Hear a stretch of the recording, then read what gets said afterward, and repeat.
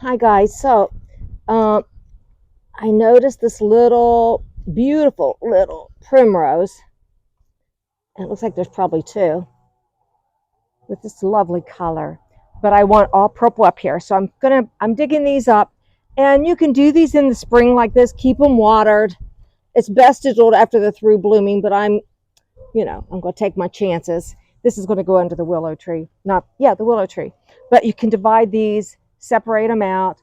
Just keep your eye on them, get them watered. And I'm going to add um, just some compost to the soil, maybe a little biotone, so they have a good root start. So then from here, we're going to go down in the main garden because I'm going to plant a perennial Astilbe and divide another yellow and white Primrose. Show you Muskrat. I think Muskrat damage. What else? And maybe move some lamians. And at the end of the day, use liquid fence everywhere.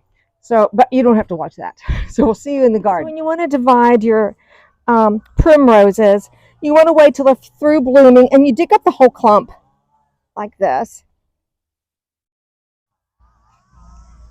and you'll be able to see where you can divide them out.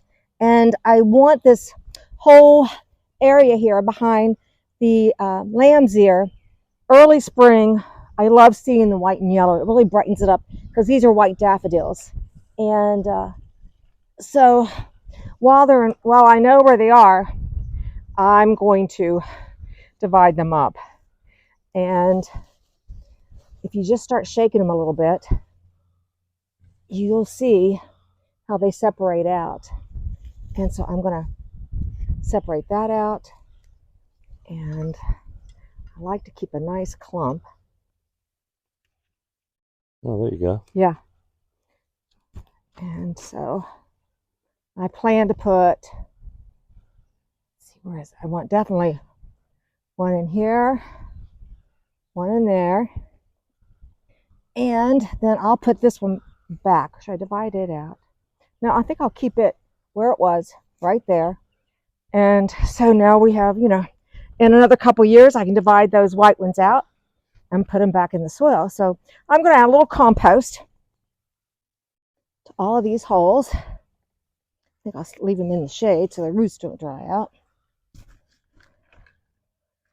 And the compost, they like well-drained soil. Yes, it's a little warm, but we will keep them watered, like I said. And I'm going to put a little root stimulator in their holes today so that that's what I'm after. We want them to root up. Nice. This is good soil here. So we'll get a little biotone in here. Right there. Where's my other one going? There's one there. Right there. I will water these in.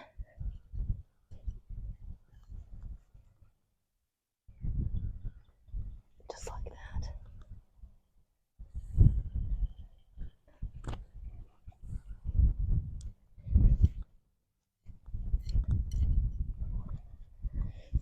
Okay.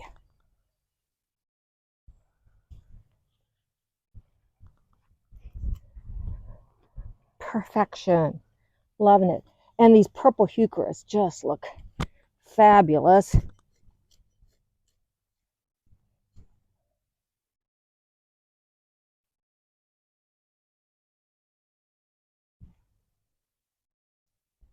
I'm going to go ahead and sprinkle a little biotone around the mama plant. Okay. Perfect. There's those. Give them a little water. And I'll come back. And I'll just go ahead. There may be some rain tonight, which would be perfect. All right, so from here, we're close to what's happening. And I don't know what's going on with this muskrat stuff, but I'm thinking it's muskrats. Come on over here and I'll show you.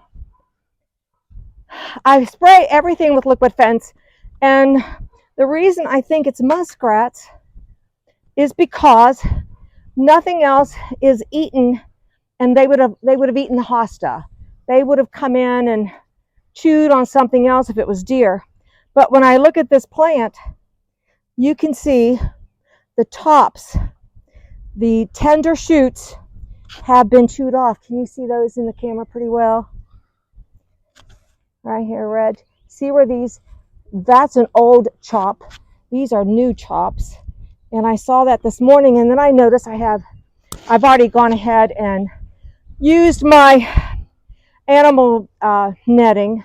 They started chewing on one against the fence between the purple trees and the driftwood. So I read up a little bit. We've never really had muskrat trouble. We've had beaver trouble, and this I used on the riverbank, and it kept the beavers off. But we'll see if this helps keep my whatever animal it is from taking the tops off. It's kind of like the Chelsea chop, or it will just make them bush out more. But I really like this is tall white garden phlox that I love. It's very fragrant, and I don't mind it getting 3.5, 4 feet tall. So we'll see, because I've never really chopped off my tall phlox this much. Sometimes I'll go around the edges so I can have a little more bush. But so that's what I'm doing. I've just taken some netting, and I've got some poles here, and I've been tying them down to the bottom to see if this is really muskrat damage or deer. And I don't think I'd know if I put a camera out here. Do we need a camera, Reg?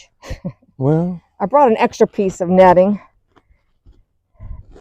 and just the feel of it, I'm just making it look sloppy, but it'll work. It's just covering these plants that makes a difference. Here we go. So I'm going to try and tie it to these little poles to keep it from running around, and that'll be it, hopefully. And I'll keep you posted on what animal is doing this. Now, I will spray everything again, but I've sprayed this plant, and deer really, the liquid fence definitely keeps deer away if you keep on top of it. So this is what I'm doing now. If someone else has muskrat problems in their gardens and you know what you do, let me know. I'm going to take a chance. Looks really cloudy, so I think we will get a nice rain today, which is good. So I'll finish tying this off like I've done the other 2 clumps, and hopefully that'll at least let me have what I want. I used, while I have this here, I kept this. This is what I'm using, the netting, wildlife netting. And it works great, like I said, on the deer. I mean, not the deer. On the beavers when we used it. And it would work on the deer too, but I'm not going to cover my whole garden in netting. The liquid fence works. So right here is where this little primrose is going. This little one that I took up off of there. One little compost. This will be nice. I'll be right back. Let me get my root stimulator.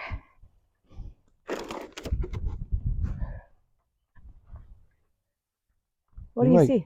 You might get wet. I know, that would be awesome. Get these in the ground. I want to get our Astilbe in the ground too, though. And the little Lamian divided. I'll get that done before it rains. But look at this beautiful bed. I mean, Primrose can take sun and shade, particularly in the spring. They can take the sun a lot easier than this time when we're getting hotter. So I'm just going to put both of these together right in here.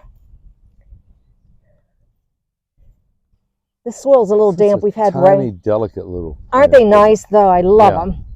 But we've had 2 frosts in the last week, and I've managed to keep all my hostas and I don't know, everything from getting too killed back. How pretty. So lovely, I tell you. It's those little things we notice. Okay, there's that, and that. Now, let's see if we can get our peach Astilbe in the ground before it rains. I've already gone through and found the spot that I want. Now, we picked this up at TJ's the other day. Yeah. And it was the only Astilbe in the whole bunch. And it just spoke to me. I don't know, because I like the it's called Astilbe. Peach Blossom Astilbe. Peach Blossom. Yeah, and you know, in the picture it looks a lot peachier than it does now. It looks almost pink, doesn't it? Almost. Yeah. But I like to keep mine in the shade. This says, you know, sun or shade, but you have to water them more if they're in the sun. And I don't care to water that much. Plus, this is all of my Astilbes, and I have white and purple and pink. And now this is peach. So we're going to put some compost in its soil.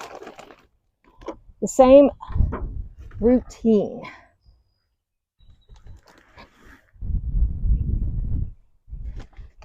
And root stimulator. And of course, you know, it's ahead of itself because it was in greenhouse. It's in the greenhouse. Yeah.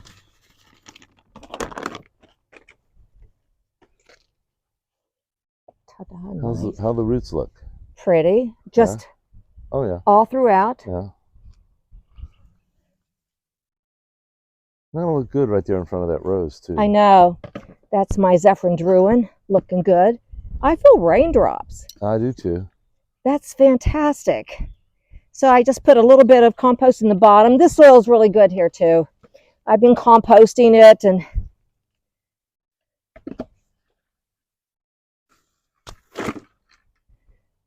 put the soil back in. Give it a good drink. And pretty. Oh, that looks nice. I know. A little more soil. Pack that soil in around it. We don't want any air holes down there. And I'm glad to see that we're getting a little rain. And I'm going to add a little more compost around it. Like a little, it'll help retain the moisture. They like well-draining soil, and this is. You know, if these Astilbes are doing well, this peach one will do the same too. While we're over here in the shade garden, I am going to water. I'll water that after we get this plant. You may not need to. What? You may not need to. I know. Looking at the sky. But I'd rather get this plant in before it starts pouring the rain down on poor Reg. So I talked the other day. I love. I'm in love with this lambian. At least right now I am. This is the Dead Nettle Orchid Frost. And I'm going to take, and these plants don't require much at all, but definitely shade. Well-draining soil. They're drought tolerant. But I have a clump right here that I want to fill in that empty spot. So that's what I'm going to do. I'm going to transfer. Oh, that came out nice. I know. Transfer this lambian. You consider this a ground cover? Yeah, I do. I think it is. I have seen pictures where it will really, and I want it to creep into the bed, but it is a ground cover. I hear the rain. So we'll give this a little more compost. Can you get under the tree? Not get too wet, Reg? Perfect timing. So those were a few little jobs that I wanted to get done today because that Astilbe needed to get in the ground, and I wanted to get these transplanted, the primroses. And this. So, wow, that was unexpected. It wasn't on my phone anyhow, guys. We're going to take off today. I hope you have some jobs to do because the weather is perfect for it. Thanks for watching Gardening on the West Fork, Zone 6B. Getting the heck up on the deck before we get too wet. Thanks, guys. Bye.